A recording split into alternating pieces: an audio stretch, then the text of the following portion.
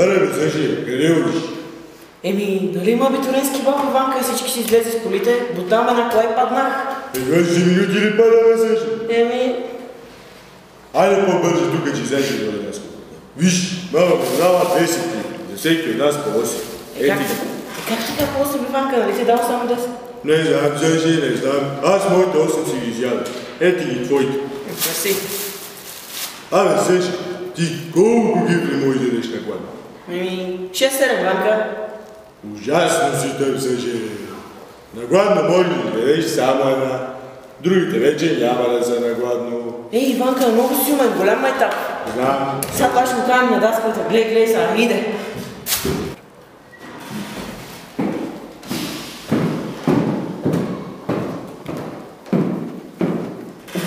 Добър ден, ученици! Добър ден. Госпожо, я да питам. Вие колко кифли може да издете? Една. Много се тъпа. Прецакате ми смешка. Трябваше да кажа 6-7. Стига звук, че Александре, бързо да не учениците. Вие ученици го искате? Навън има абитурински бал или ще учим? Имаме по-важна работа. Проверили контролните и установих, че и двамата имате едни и същи грешки. Защо? Може би, защото и двамата имаме една и съща учителка. Не говори глупости, Александре, вие дори не знаете колко е 5 плюс 2. Госпожо. Седете, госпожо. Точно така, но не искам да смяташ на връзка. Иване, кажи ми колко е 5 плюс 5 и си проверили след доловете. Извинявайте, госпожо, днес. Ужас, вие сте недофамили. Бързо гледам учениците, че ме е срам да ви гледам. Абе, Ванка, дали ще ме дърна вакансия? Бъдаме на вакансия, Алексей.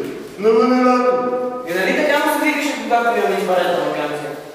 Много си теб, Саши. Ти ще имам дървена вакансия, аз не.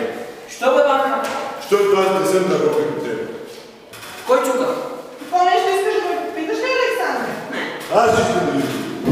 Има да дела си твоя снимки. О, Боже мой, да влизате, че не. А искате ли да ви пратим? На никой никакви снимки няма да пращате. Бързо ми ги прати на мен и на никой друг да не си посмял. Добре, преди това искам пари за 2 лота. Що са ни бе от бе, Ванка? Много си теб, Саши. Една година твоите когато искаме, а другите когато не искаме. Верно, Ванка, много сумно. Ето и парите и бързо пращате снимките. Ами, се вличате се да ви снимам. После ще ви ги пратим на